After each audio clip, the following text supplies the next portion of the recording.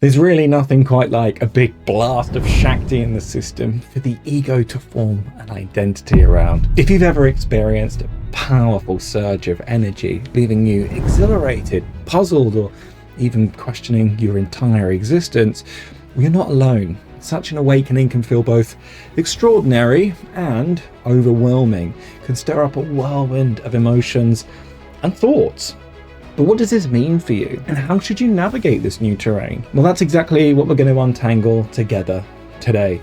In the next 10 minutes, I'm going to distill about a decade's worth of yogic experience just for you. And to do that, we're going to unpack three crucial subjects. Firstly, what does this experience mean for your life?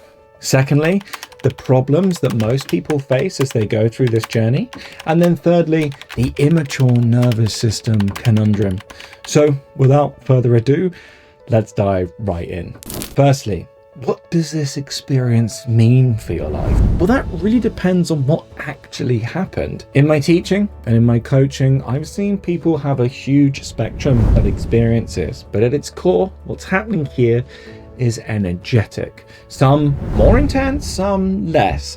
And here's the thing, one isn't better or worse, but your ego, well, it'll try and convince you otherwise. It'll say, mine's more complete, mine's more important.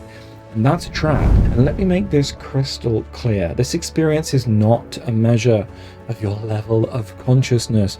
Spontaneous kriyas or movements in the body, they're not a sign of progress. They're just energy working itself out. And sometimes what we're calling Kundalini is just a little bit of energy waking up in your system. So the real question is, what are you going to do with that energy? Are you going to dive deeper, using it to explore and understand yourself? Or are you going to try and fix it so that you can go back to your normal life? Spoiler alert, you probably can't just go back. It's like trying to fit into old clothes that you've outgrown. Your old life doesn't fit anymore, and that's okay. This is your chance to start working consciously with your energies rather than avoiding them. And here's where your life changes. To work with your energy, you need sadhana, your daily spiritual practice. Now, sadhana is your pathway to transformation. It's literally how you plug into the source of life and uncover your bhakti, that deep desire to grow, to connect and live fully.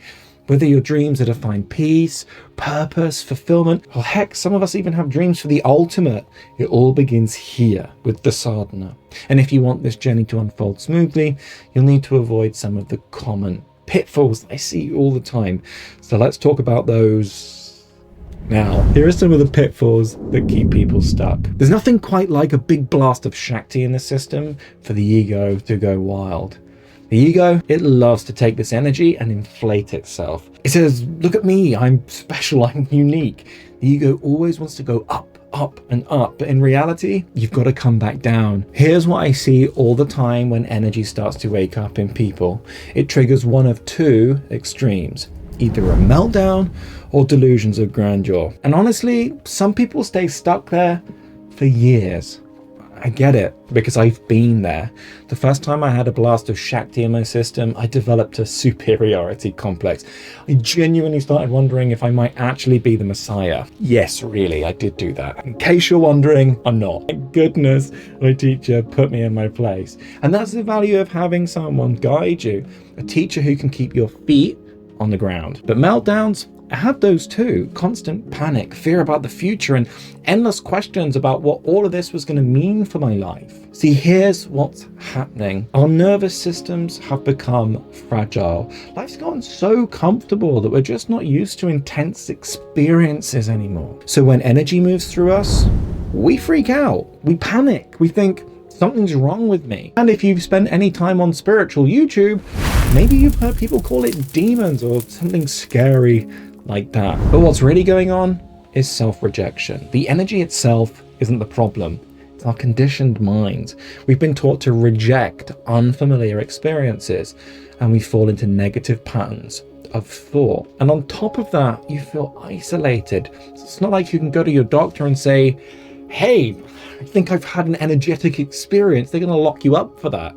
They won't get it. You're left feeling alone and confused. But that's why we're here, to remind you you're not broken, and you're definitely not alone. But most of these issues stem from one thing, an immature nervous system. So let's unpack that together with the immature nervous system conundrum. Now, when I say immature nervous system, I don't mean childish, I mean weak.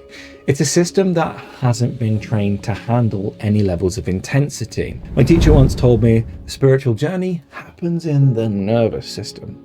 And honestly, that was such a relief. I thought, wow, thank God, I've got one of those. I can work with that. It's not some mystical, far-off thing in the stars. It's right here, it's inside me. That's why yoga is an inner science. You do X and you get Y result. It's reliable, repeatable, and practical. But here's the catch. Most modern yoga that you do in your gym is just glorified exercise. It's not training your system. It certainly won't get you to the ultimate. But how do you know if your nervous system is immature? Well, if you panic when new sensations arise in your body, if the idea of a cold shower makes you cringe or wince, if energy surges make your bodies jolt involuntarily, well, all of these are signs that your nervous system isn't quite strong enough to hold higher levels of energy yet. And without proper training, these energy surges can blow your fuses. You create breaks in the system, and that's where things go sideways. But here's the good news. This is all fixable. You can train your nervous system to be a better container for energy, a strong, stable vessel for higher states of being. And when you do this work, you can experience these energies safely, without panic and without getting stuck in those meltdowns or delusions. So now you know what most people get wrong about Kundalini, but there is a deeper connection between Kundalini and anxiety that you need to understand. And if you're ready to stop feeling anxious and start moving forward with your life, then you can check out this video right here. I'll see you there.